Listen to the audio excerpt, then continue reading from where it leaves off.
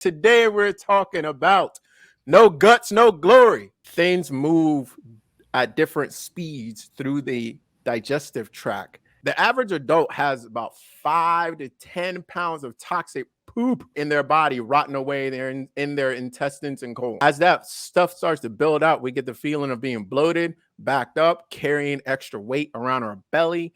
The midsection, excessive fatigue, weight gain, slow digestion, IBS, leaky gut syndrome. I can keep going. Constipation, diarrhea, eczema, acne, psoriasis, brain fog, focus, attention issues, migraine, anxiety, depression. You get that clear gut, you get that clear breathing, you get that clarity in mind. You may be making better long-term decisions and less short-term impulsive ones. Medical bills are right there. Definitely going to be one of the top things that you're going to spend money on in your entire life, but not if you're healthy. I want to do a quick yay or nay. We are stressed because we think too much. Overthinking just applies a lot of extra unnecessary pressure and takes you out of flow state. We have anxiety because we don't breathe well. I've heard that the way to get rid of the anxiety is deep breaths or focusing on your breathing. So then I would say yay that it comes from that as well. 25,900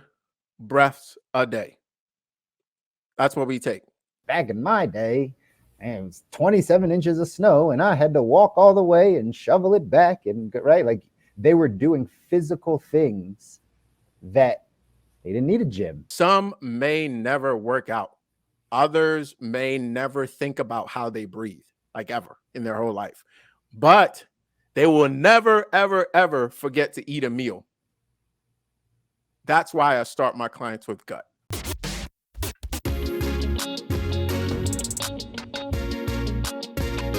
Welcome to the Good Life. Welcome, guys. This is the Good Life Visual Audio Podcast. I got Stu in the building. Say what's up, Stu. What's up, y'all? Guys, Kobi is here. Say what's up. What up, doe? And as always, I'm Chris here diving into how to design your life with extraordinary health, wealth, and mindset. Find us everywhere. That's right. Find us everywhere you listen and watch your podcast, whether that's YouTube, Spotify, Apple Music, wherever you're at. Hit us, hit a like, thumbs up, all that good stuff that you do. It's episode 61.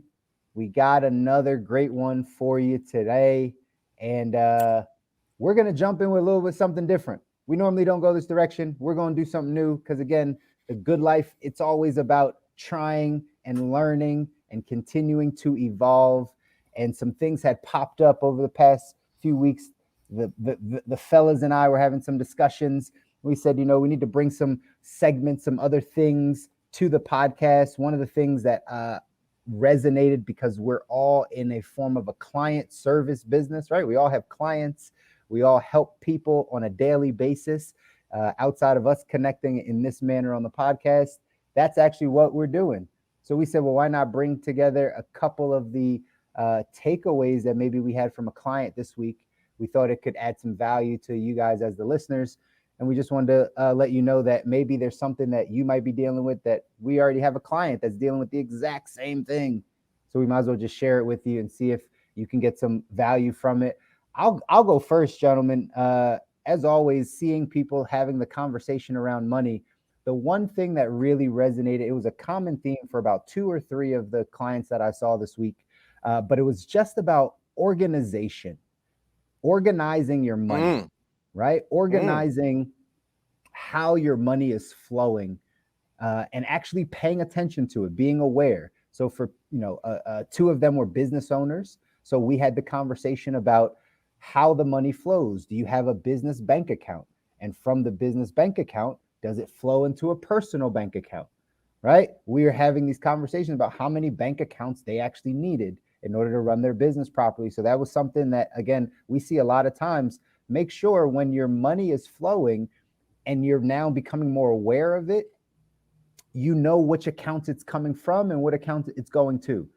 Ideally, for people that are in business, you have a business checking, a business savings, a personal checking, and a personal savings. That's pretty standard, right?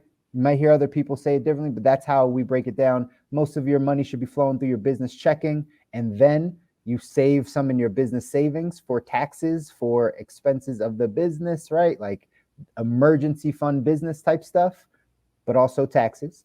And then you have your personal side, which takes care of all your personal things, and then your personal savings. So organizing your money is so incredibly important. Sometimes we don't take time out in order to do that. And I was talking to a few clients this week where that was their number one thing. And we had some breakthroughs. So hopefully somebody else can take some things from that. Organize your money this week. Sit down, look at your bank accounts and how things are flowing. Stu, you got something? I love it. Yeah. It. So I think the first thing is I love how there was commonality and multiple clients going through that. I know for me, I often struggled when it came to the whole, how do I organize the business account to personal and all that other stuff. So that's cool that they're having those breakthroughs too. For me, the commonality this week happened between about 3 people where all 3 of them identified that their boilerplate template as a man was to handle things on their own.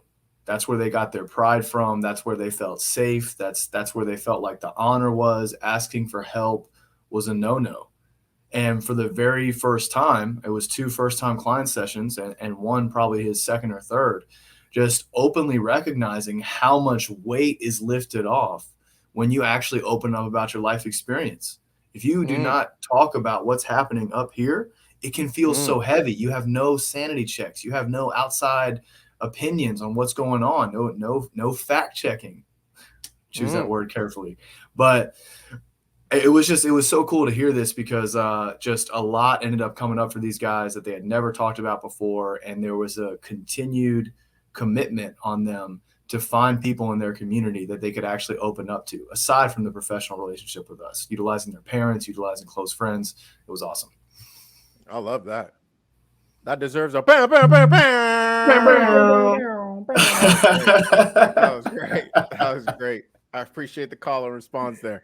All right. So for me, one thing that a couple clients have been dealing with is really making progress, but then fighting time, right? So one thing we've been put into place is how to have effective training sessions in 15 minutes or less, right? So I've actually designed multiple programs around that, and I'm able to and that's worked really well for them. I designed quick little workouts in 15 minutes or less, not just workout like you might imagine, but we'll call them strength sandwiches, morning sandwiches, and different things of that nature. And putting that in and say, hey, listen, can you give me 10 minutes, right? Every single morning, can you give me 10, 15 minutes 3 times a week? And we'll still get you some of those results. And that's been working really well for them. And they've been seeing a lot of progress doing that. And that's been really awesome. So y'all keep it up, because consistency is the key.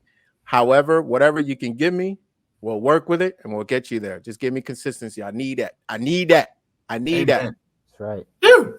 Progress equals happiness. Progress equals happiness. So staying consistent and continuing to progress. I was going to say it. That's not the I love this. That's great. That's great. That's awesome. All That's right. awesome. Client stories, again, we always want to throw those in now because we think that that'll resonate with you guys.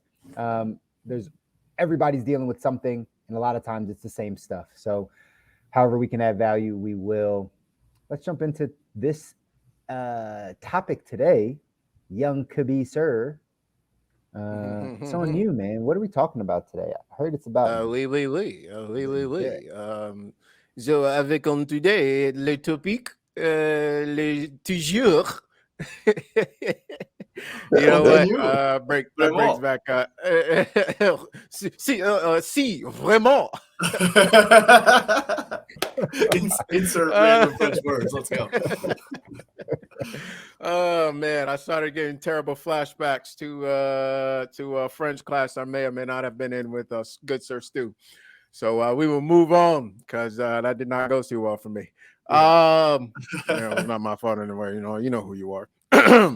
So today we're talking about no guts, no glory.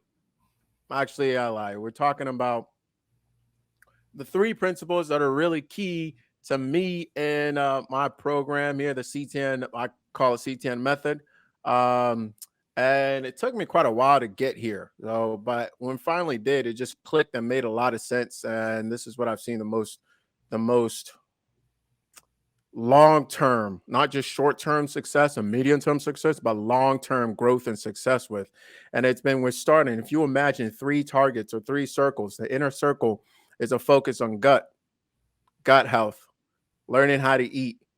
And then the second circle outside of that is breath, connecting the mind and the body. And then the next one is movement, right? And I found that in going with that as a general principle, I was able to develop 3 12-week courses that focus on those 3 things: the gut, the breath, and the movement. And that's how I progress my clients from first we focus on one, then we go to the other, and then we go to the other. Obviously, there are overlaps, right? There are overlaps with that. But in having that being the general theme, I've seen a lot of long-term sustainable growth and progress with folks, including first and foremost myself. And so I wanted to touch on that a little bit as to why that's important. And we're going to definitely make sure we clip this value add here, because it's going to come a lot of value at you. You know what I mean? Definitely want to grab some pen and pencils, a little pen going on there, because yes, sir. Yes, sir. A lot of value coming out of this one right here. And imagine Fireman Wayne, you know what I'm saying, coming out if you are a hip-hop consumer. So starting with the inner circle, gut. So why would we focus on gut first? Let me give you all a little few things to chew on. All right. The average adult has about 5 to 10 pounds of toxic poop or stool, if you want to sound a little bit more proper, right, in their body, rotting away there in their intestines and colon. Research suggests that most people have about 8 undigested meals in their gut at any given moment. Colon disease is on the rise, and new guidelines lower the screening age from 50 to 45 because it's been such a problem. And most of the waste contains chemicals that your body has rejected for some reason or another, and it couldn't flush it out. Now, as that stuff starts to build out, we get the feeling of being bloated, backed up, carrying extra weight around our belly, the midsection, excessive fatigue, weight gain, slow digestion, IBS, leaky gut syndrome. I can keep going. Constipation, diarrhea, eczema, acne, psoriasis, brain fog, focus, attention issues, migraine, anxiety, depression. Woo! Yeah, all of that. And if you're not producing well-formed stool after each meal, what you have to understand that you're most likely already suffering from this, and you're probably blaming it on something else. And if you're not already there, you will probably have hardened stuff. Let's call it stuff and make it a little bit more appealing, right? Hardened stuff in your intestinal walls, right? Just Google a picture of say the word for me, bro. Diverticulitis. Thank you. The tongue sometimes won't let it happen, right? So this is really taxing our digestive system, our immune system, and our overall health, right? It messes, and the part that I don't emphasize sometimes is that it also messes with our hormones, right? Which in turn messes with how our body processes and craves things like sugar. And it affects how our blood level sugar operates, or how it functions, right? And thus affects how our body stores fat, typically around the belly. So if you're having issues getting rid of stuff like that, consider that you're probably in this boat. Now, white coats or doctors from Yale, Harvard, MIT all agree with the father of Western medicine, Hippocrates, who says that all sickness originates from the gut. They now agree, right? So thank goodness, right? And the thing that I always tell folks is that some may never work out. Others may never think about how they breathe, like ever in their whole life. But they will never, ever, ever forget to eat a meal. That's why I start my clients with gut.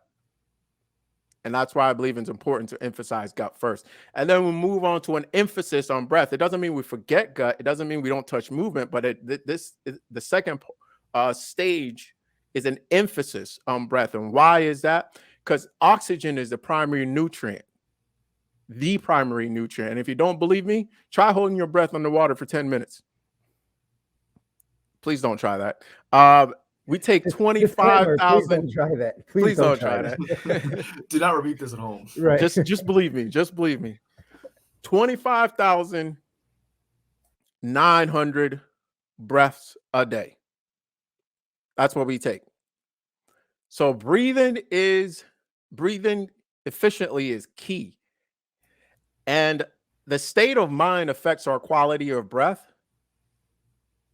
But our quality of breath also affects our state of mind. Right? Amen. Fear cuts out breath. Think about Monsters, Inc. Right? When you're scared, you jump up, right? And your breath cuts off. And we also know that trauma is stored in the body. Check, reference, the body keeps the score. We also know that nasal breathing, simply switching from mouth breathing to nasal breathing, has a huge impact, again, on hormones and hormonal balance, right? And actually changes, and this will be a question for us later, and actually changes your facial structure and your sex appeal, my friends. Huge impact, right? Breath is the core of movement. I've boiled this down before in the show. And think about it in terms of expansion and elongation, plus minus. That is essentially the essence or the core of movement and posture, for that matter. So incredibly important. And breath, and then we get into the movement piece a bit here, and kind of, again, overlaps a bit. But breath is spirit, and spirit is breath. That is literally what it means. And it unites or brings together mind and body. All right. So then we get into movement, the third, and this is typically where people start. People try to start here. People try to start a movement. That's where they want to go. That's where all the quote unquote sexy stuff is. Right. And, we know that movement is extremely important for an enjoyable life. A body in motion stays in motion. So movement efficiently is key. Most experience a sense of not being in their body, generally speaking. That's how we walk around, typically speaking. But the key, or one of the keys to health at this level, is to health and beauty and happiness really comes down to simply moving with intention. And that's the focus on the movement realm, right? So those are the three sort of starting inner gut.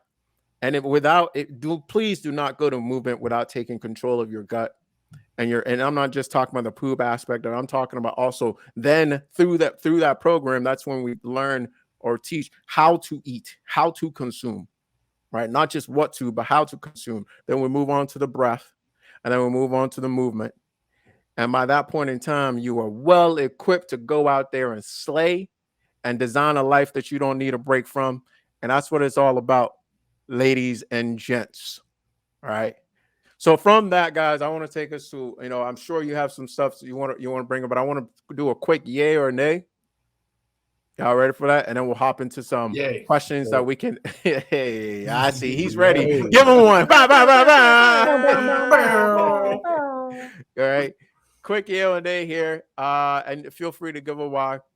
We're gonna keep it under a minute though, so we can move on, and then we'll go to a discussion questions that we can all just chop it up on open discussion. All right. So, yay or nay? We are stressed because we think too much. Let me toss it over to Stu first, and then Chris. Yay. Overall, overthinking just applies a lot of extra unnecessary pressure and takes you out of flow state. Yay. Stress comes from our brains, I feel like. So it just makes sense, right? Like we are overthinking things and it would lead to stress. So yay. Got it. An easy one to get us all warmed up here. Okay. All right. Number 2, we have anxiety because we don't breathe well. The source of anxiety is a literal stoppage in breath, physically speaking? Yay or nay? Toss it to Chris first. Yay, because I've heard, and I'm gonna need you on this one, but I've heard that the way to get rid of the anxiety is deep breaths or focusing on your breathing. So then I would say yay, that it comes from that as well. And I would say, yeah, yay, caught it. I would say yay because we have evidence from Navy SEALs, all types of emergency responders that box breathing, taking those slow, deep breaths, will take you out of the fight or flight and allow you to analyze your situation in a much calm, cleaner manner. I think that you guys are onto something. You're onto something. Yay or nay? The gut makes you, a healthy gut makes you more attractive. Yay. Big yay. I think first and foremost, the physicality of, like you said, like the lack of bloating, like your body processing fat rather than gathering it around there. And then two, like the mental game that comes with having a clean mind because of the clean gut. That's also a yay for me. I was literally about to say the bloating part after just coming off of it, right? Cleaning the gut a bit, right? The bloating goes down, makes the gut a little bit more attractive just from the external, but I'm sure in the internal there's some good stuff going on. So that's a yay. Yeah. Your external is a direct reflection. It's almost a flip of the internal. Actually, the one thing I was trying to fit in there was the aroma. You literally, your scent changes. And that's a key piece as well, because that is something we hugely find attractive. Pheromones kick up to its natural state. Okay. Yay or nay, breathing through the nose. I already gave this one to see if you guys were paying attention. Breathing through the nose can literally restructure your face. Yay. And how? Give me a how. Oh, damn it. I was just trying to jump in and say yay. I was paying attention. It's yay, but I don't know how. I was just going off of what you said. So you're going to have to tell us how, unless Stu gets it. Yay. Shout out to book Breathe by James Nestor. Basically, by breathing through your nose, you're going to be changing the structure of your sinuses, which are consequently, when you do this, you're going to be just changing like the whole structure of your face accordingly. Yes. And to get a little bit more specific, you develop a more chiseled jaw. You develop, instead of a hook nose, you develop a more structured nose, straight and a little bit wider. You develop your teeth realign correctly, all right, because of your tongue placement in your mouth. So a few things develop right off the bat. So those are the three most noticeable one right off the bat. The jaw being the one that really gets folks, get them melting. Ooh. Ooh. Yay or nay, last one here. We could save and improve quality of life if we teach folks how to eat, breathe, and move better. Come on now, I realize these are lightweight for y'all. So I want the why though. I want the why. Nay. Just kidding. Yeah, I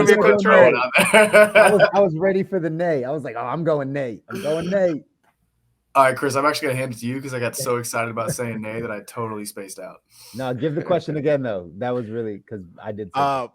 We could save and improve the quality of our lives here on Earth if we teach folks how to eat better, breathe better, and move better. And I want specifically how. Big yay. First and foremost, when you understand how to eat better, you are going to just see this massive change in your physical appearance, which we all know to some degree, depending on the person, is heavily tied to your self-esteem. When you teach people how to move better, they're going to be able to develop more constructive ways to exercise, move around without developing chronic injury over time, without wearing down their joints and back. And when it comes to breathing better, as the guy that's so focused on the mental side of things, if you change your breath, you change your ability to control your thoughts. You become unstoppable. That's what I wanted. Thank you. And Chris, you got to tie it back to money, bro. Oh, gosh, you're making it hard for me. No, it was easy. It's cakewalk. So it's definitely a yay. Focusing on gut, focusing on breath focusing on movement, right? Those obviously, as you broke it down, those are the things. How can I tie this back to money, bro? I'm trying to think about it. I have no idea how to tie this back to money. I got you. Easy. First and foremost, medical bills. There we go. Secondly, Easy.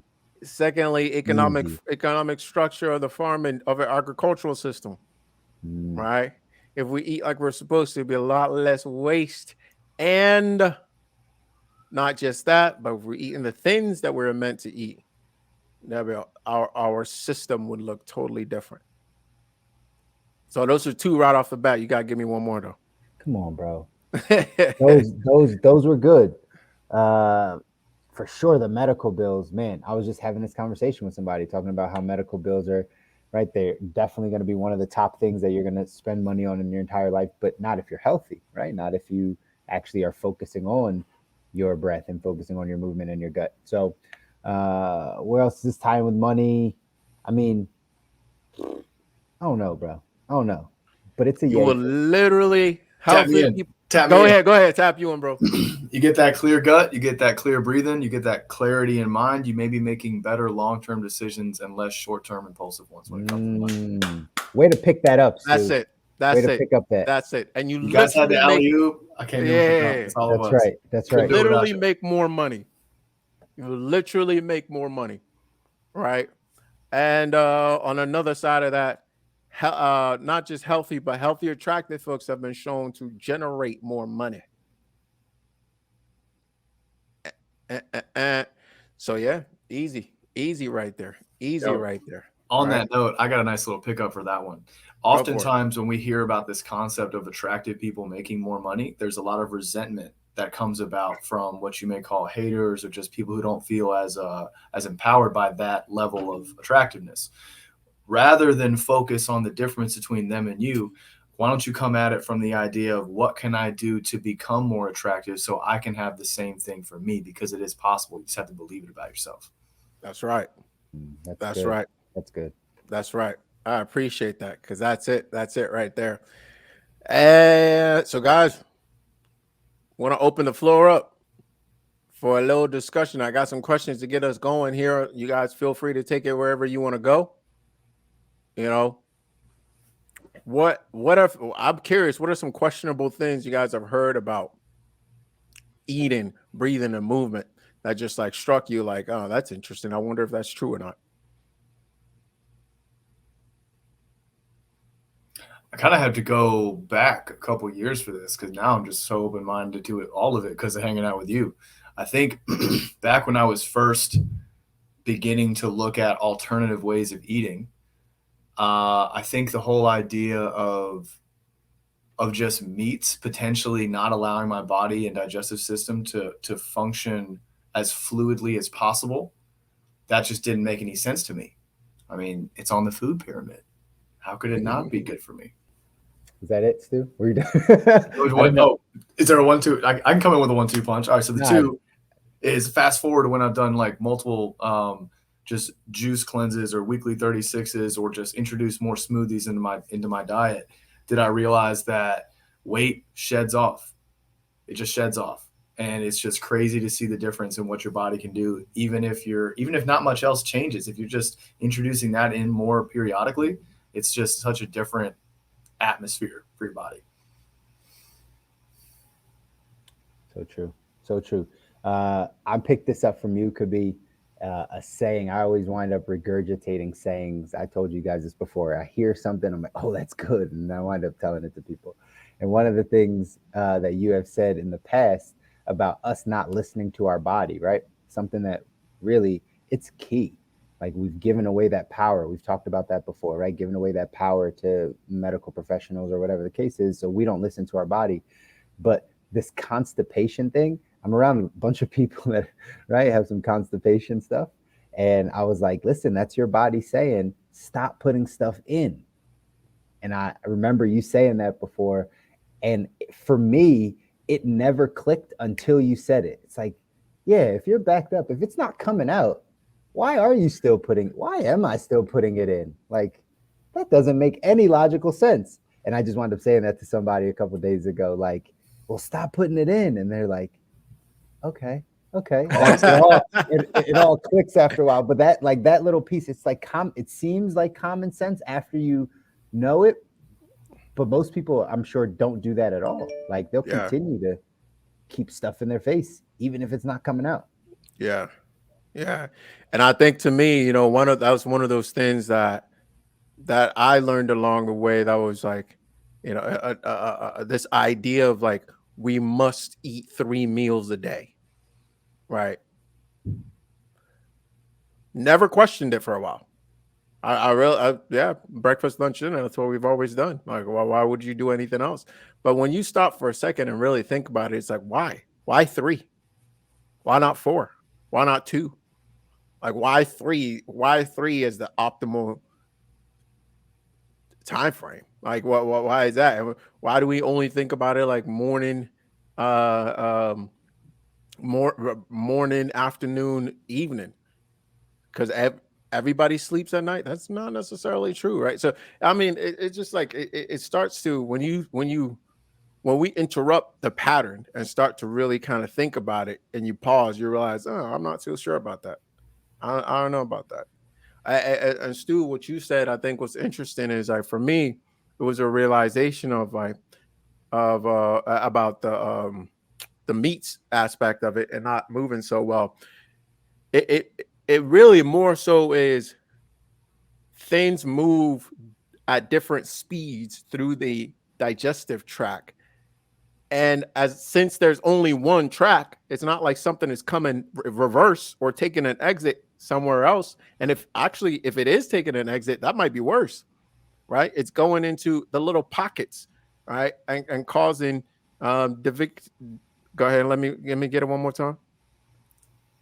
Diverticulitis. Thank you, sir. Diverticulitis. Yes. So it might even cause worse issues if that's the case, right? Happy Wednesday here on Instagram. Appreciate you joining. I got you. So and it's realizing that things are moving at different speeds, so maybe I should align them accordingly. That was a huge one for me. So I appreciate y'all bringing that up. Well, shoot, I got other questions. Y'all want to keep it rolling, or if you got something you want to take it, we could definitely do that. I'm down to keep it rolling. You bringing up that whole why are you still putting stuff in if you're constipated thing? It makes perfect sense. If it's not coming out, why put it in? And kind of on this note of the 3 meals a day, I would say my whole relationship with food changed when I just started eating when I felt like I wanted to eat. Why is that so obvious when I say it out loud? I don't know, but it didn't feel obvious back then. Probably because, a generation spent, 20 plus years of you will eat now, whether you like it or not. I like that. I appreciate you taking it there because we get a lot of our food habits from our parents, right? We get a lot of our food habits from our parents, and parents don't want us to die. And who tells them they're going to die? The doctors do, and their parents do. So they start to literally force it down our throat. I remember some of the biggest fights you have between parents and child is around, no, eat the food that's in front of you. Child is, I don't want to eat. I'm not hungry. Right? And you want the child to do well, and you don't want them to go eat junk or whatever. So you're like, man, what do I do here? Am I being a terrible parent? So I get that. I get that. All right. So that we don't get too stuck in this, because we could talk about it forever here. My other question I was wondering about is like, why do you guys think that, or do you guys think we need gym in our current society, and why? Because we didn't always have gyms, right? Why did that develop? What was missing? What was the role that gyms filled over time, and why did that hole develop and needed to be filled? Yeah, so I think for me, the reason why gyms developed is all of a sudden we have a society that is not working with their hands and not physically stimulating themselves and getting exercise through their profession. I do not think we need gyms. You will still find me at a gym from time to time, but probably not for health reasons, more for just aesthetic type things. More of the superficial, like sculpting type items, but we absolutely don't need them. And I realized, ironically, when I'm lifting more at the gym now because I did the whole push pull squat routine that you mentioned for about probably 2 months, like heavily. I'm lifting more at the gym now than I would have been doing, and I didn't have any injuries, didn't have any discomfort. And within a day of being back at the gym, I've got some of that discomfort and tightness already coming back. So we don't need it. I think it came around because now we sit behind computers for the most part. That's gold. Thanks, bro. What about you, Chris? No, yeah, that's right along the same lines, right? Like as a society, we're just not moving our bodies as much. We're sitting, we're watching TV, we're watching our, tablets and our phones, we're on the computer. Back in the day, and I don't know, maybe you can educate us a bit, bro, about like, even the rise of the gyms. I think that might have been something we had talked about on a previous episode briefly, right? But just even when that kind of came up, but realizing that back in the day, like you had to walk to school, you had to walk to the grocery store and carry all the bags back. Like you naturally had physical activity inside of your day-to-day life. You want to take it all the way back, right? Men hunted, right? They killed what they needed to. They put that buffalo on their back or that boar on their back or whatever, and they hiked all the way back home. And then, right, mom's in the house just chopping it all up and skinning it, doing whatever she's got to do, doing all this physical activity in order for them to even eat. So whether we take it all the way back there, or like, you hear the conversations of our grandparents and our parents back in my day, and it was 27 inches of snow and I had to walk all the way and shovel it back, and right, like they were doing physical things that they didn't need a gym. They didn't need the gym because they were doing it naturally. And so I think that wherever we took that turn in society to say, let's not do as much manual labor, let's make things more about convenience.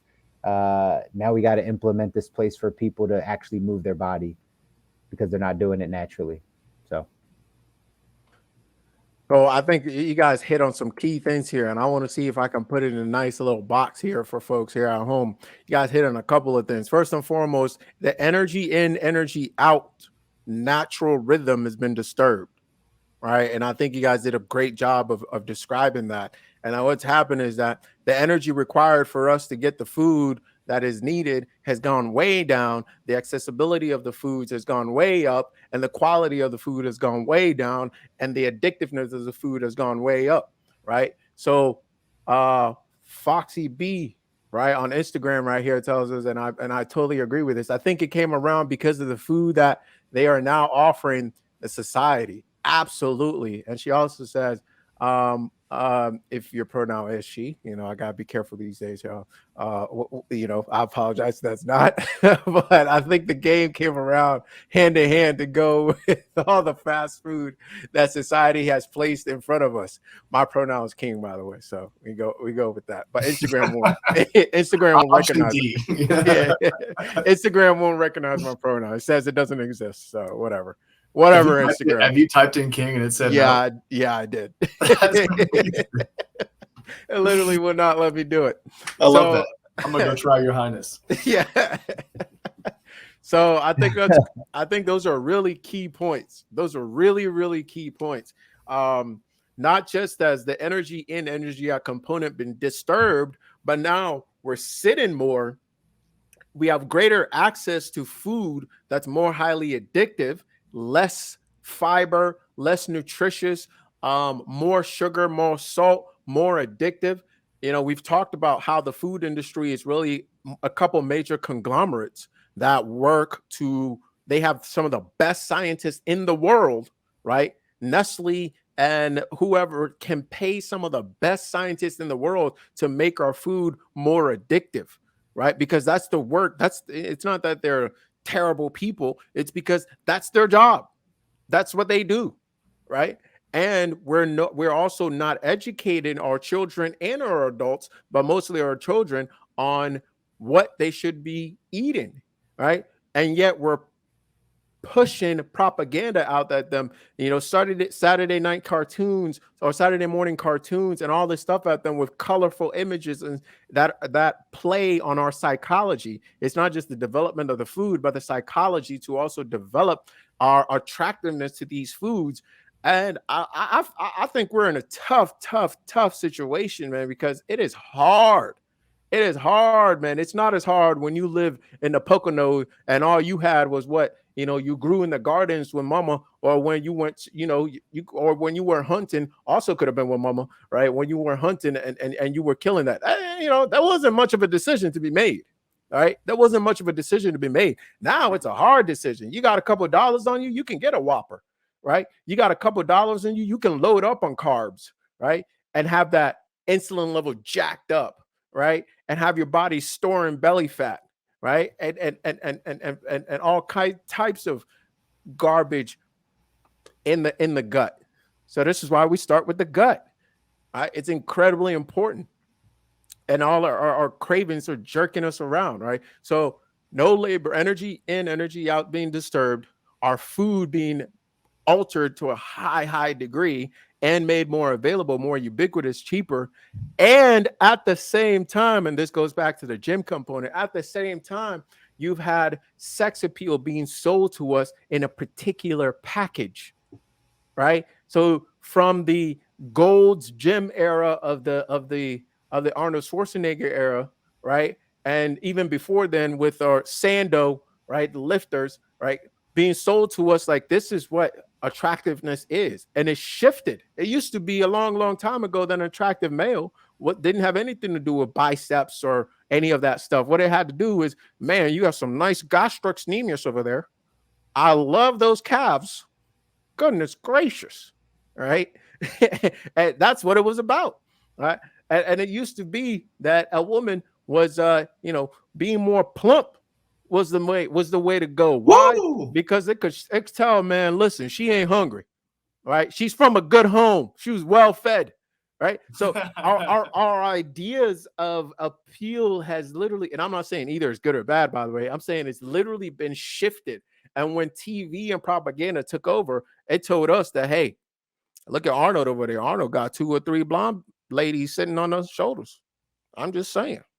You know what I'm saying? Look at these athletes over here. Woo! They got the girls, and the girls are skinny. Baywatch, shout out.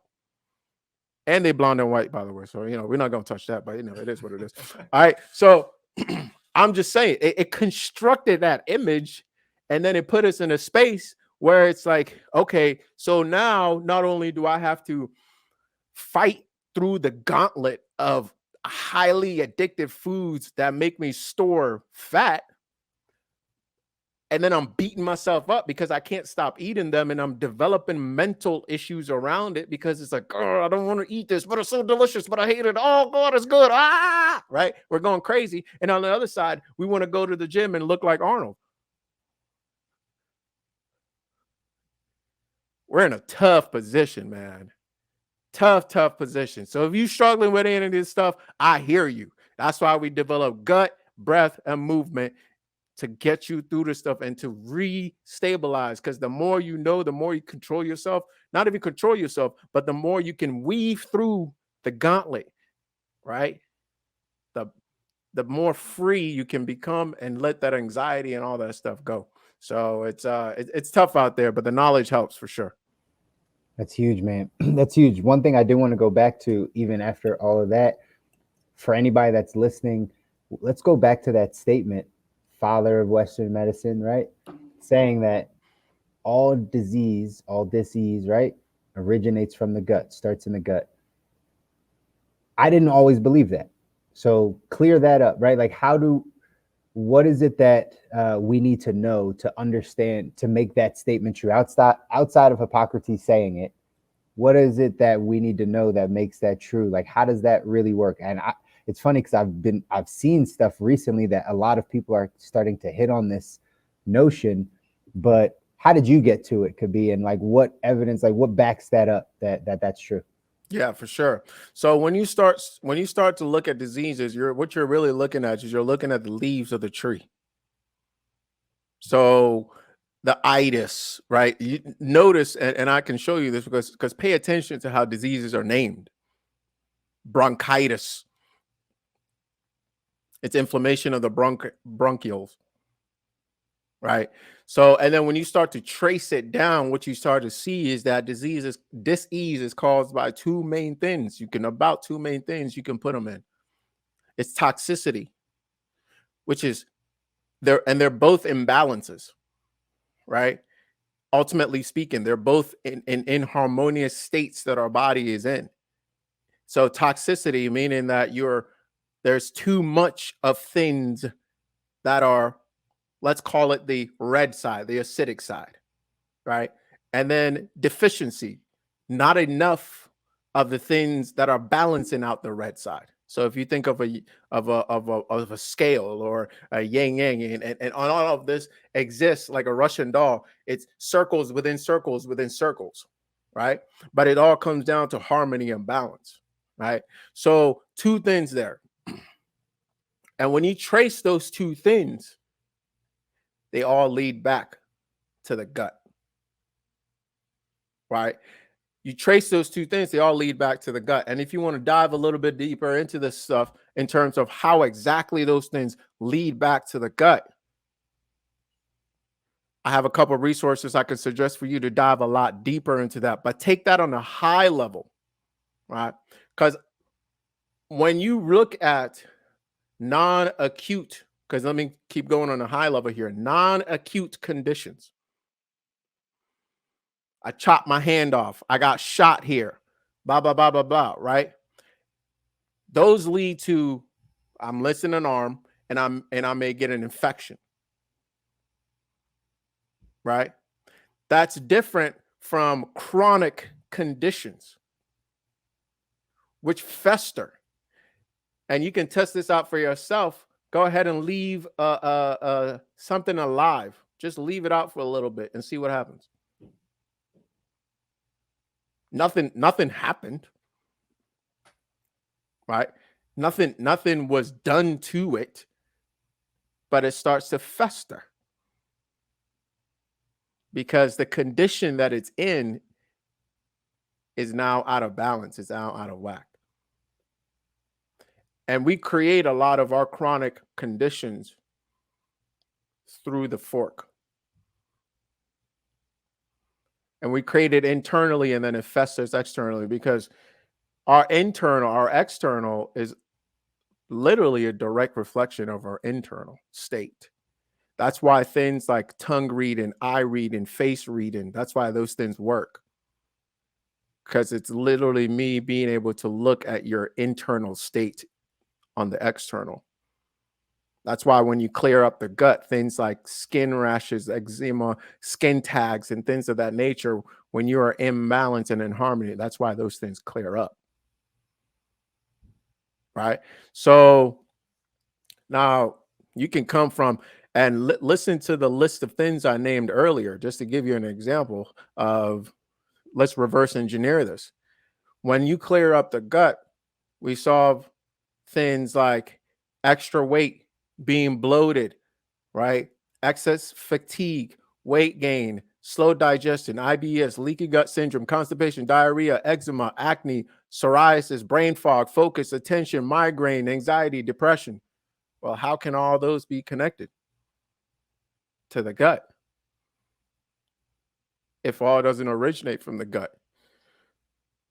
So first and foremost, hopefully that makes sense. You can ask any follow-up questions, but you got to divide it into acute, like me getting my arm chopped off in a boating accident or something, versus something that's chronic and festers, right? And then looking at tracing the leaves on the tree of disease and taking it down to those two things, toxicity as an imbalance or deficiency as an imbalance, and all of those lead it back to the gut. That's huge. That's huge. And it makes perfect sense, right? It makes perfect sense. It's just, again, one of those things, if we're not aware of these things, we don't always go down this path of like trying to figure out what the root is. And it's actually so simple that it all does come back to, right, what we're putting in our mouth. right? What we And consume. I'll give you one more thing to look at. One more thing to look at. Go look at the top 10 causes of death. You can separate them into acute, some sort of accident, or something chronic, something to do with the heart, something to do with, right? And you start to see the categories and how they connect.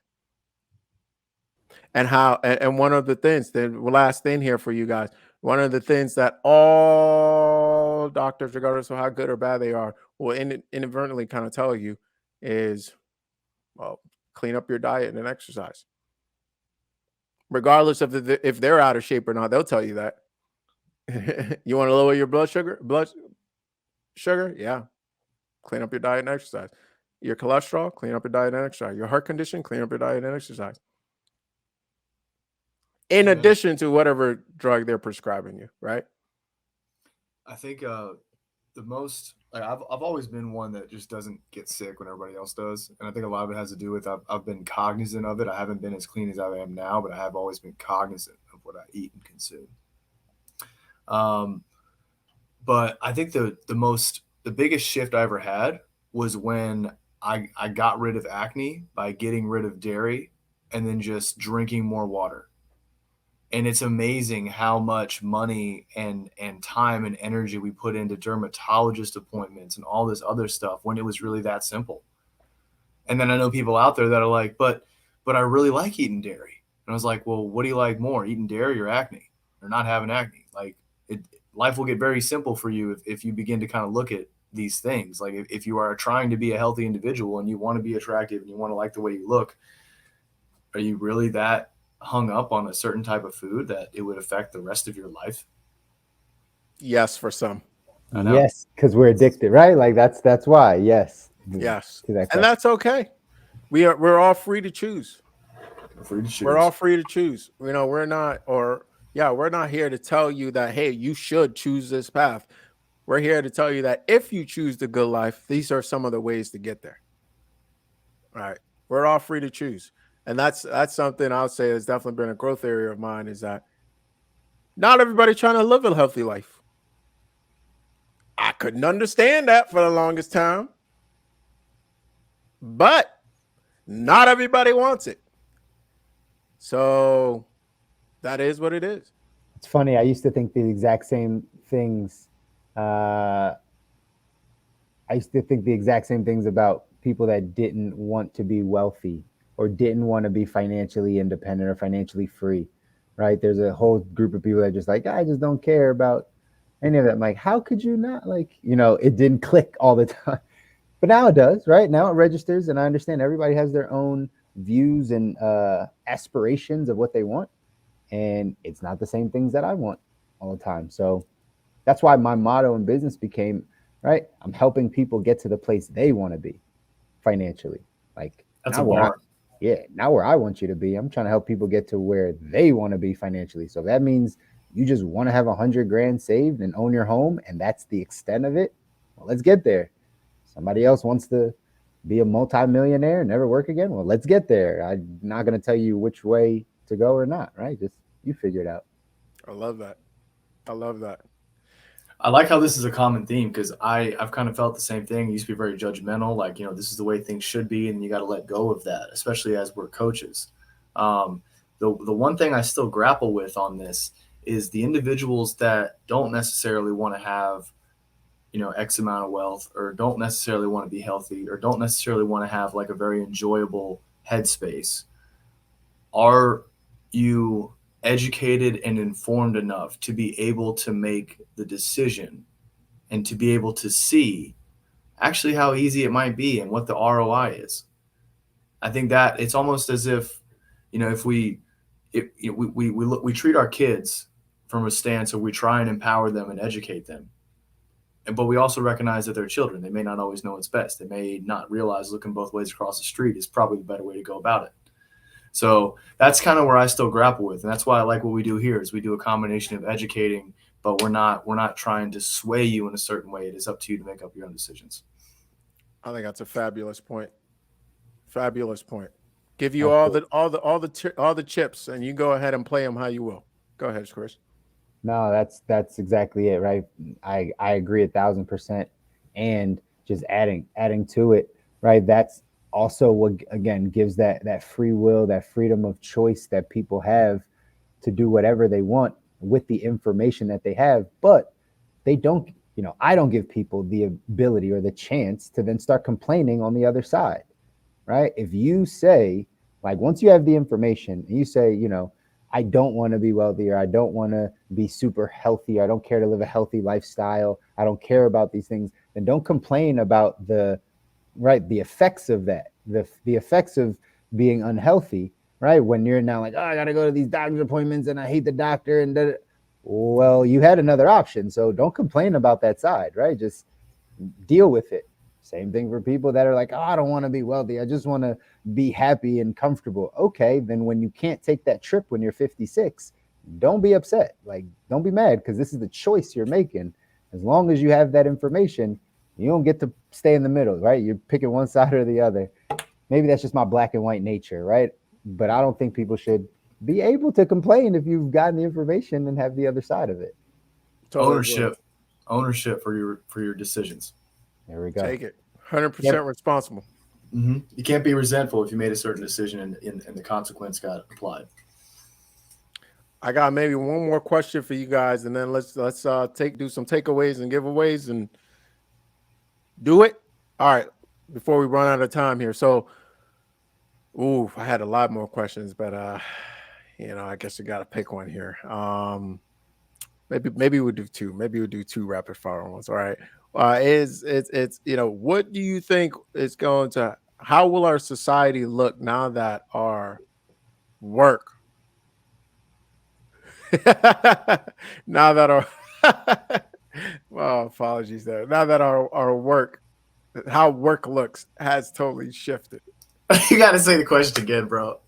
You got to say it again. Were you laughing because I closed my eyes to visualize what you're talking about? Oh gosh. Yes, not quite, but yes.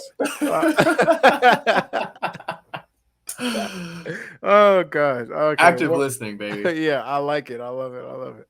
Oh man, what do you think is gonna happen to our society now that the meaning of work has shifted, right? How we work, what work means, the role that work plays in our society has shifted. What are some of the health impacts of that? Right. I mean, just to draw you guys' attention. I mean, I don't think more people spend more time working on their computers and phones than ever before at any time in history. Period. Agreed. And do we think it's going to get better? I mean, meaning no. What are some of the impacts, like direct impacts? Oh. I got some of my ideas I could toss out, but I want to hear what you guys think. I kind of know we've talked about a couple, but even as I think of myself, right? A lot of this stuff is self-reflective.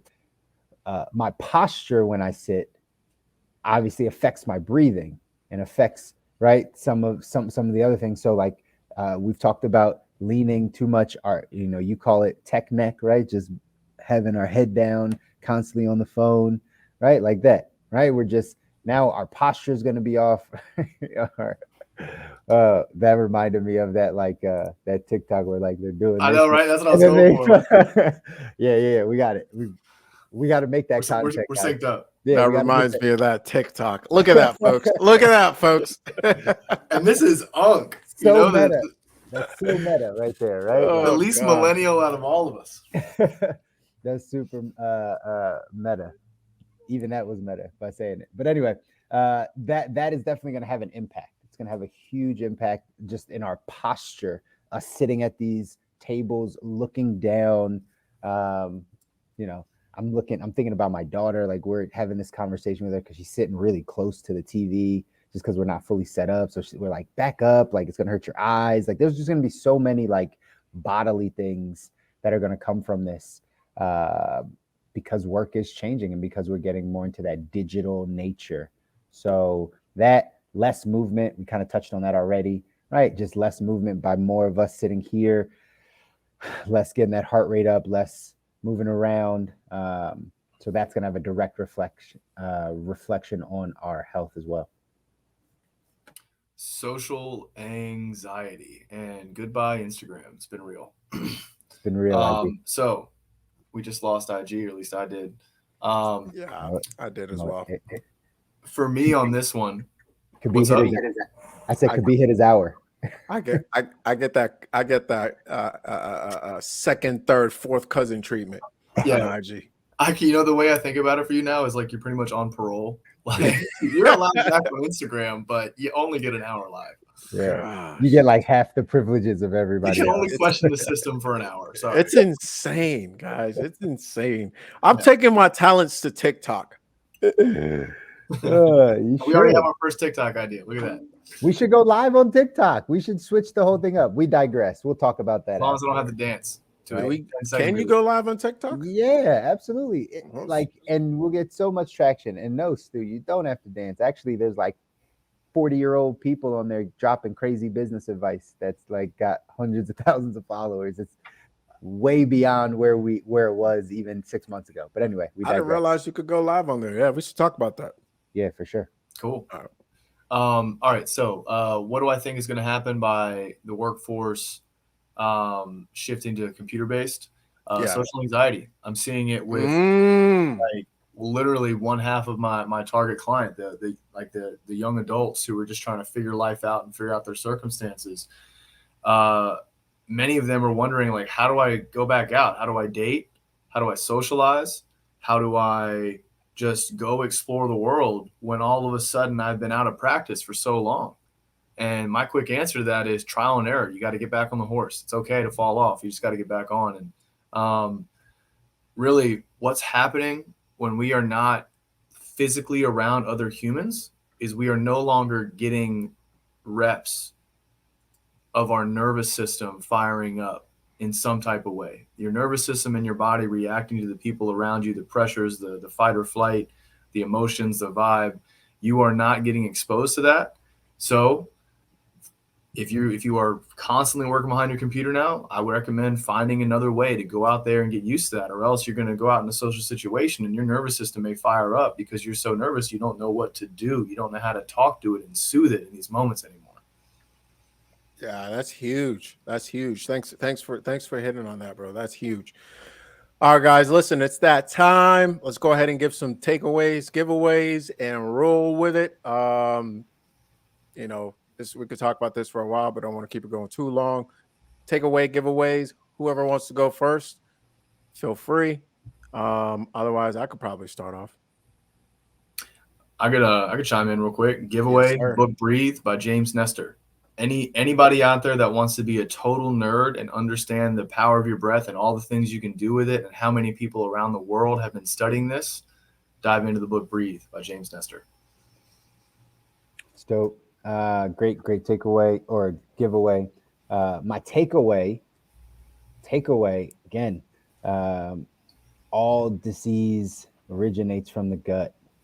I knew that, but it's always a takeaway because I don't think we really comprehend how much we're either setting ourselves up for success or failure by what we're putting in our mouth, by what we're consuming, right? So that is the takeaway. All disease starts in the gut. And that list that could be read, you had a list of 50 different diseases or whatever, like realizing that if you're suffering from one of those things or multiple of those, start with cleaning your gut. That's where it starts. So that was a takeaway. That's awesome. So I'll give two books real quick. First, we kind of talked about profits a little bit and accounts and things of that nature. I love the book Profit First. I believe it's Mike Michalowicz.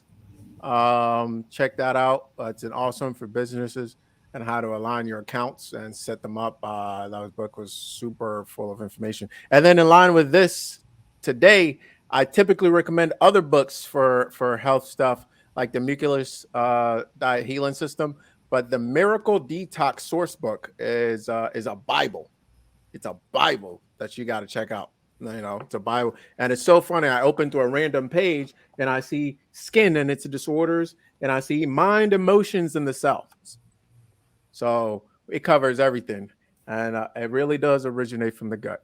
So let's go ahead and we can eradicate 70% of the things that we deal from, 80% of the things that we deal from, in fact. So it's 90. 90, gosh darn it. 95. No. Yeah. All right. Cool. So Stu, you want to take us home? I'd love to. Kobi, thanks for doing this today, man. I don't think there is enough emphasis on this topic. And yeah, so I appreciate you bringing this up. So that's it for us today, guys. If you like what you heard, subscribe, smash that like button. Tune in next Monday for another good one, and share with someone that would honestly love or hate this episode, because all press is good press, as we saw at the Oscars. So until next time, keep living the good life. Woo! Hey, guys. Welcome to the good life.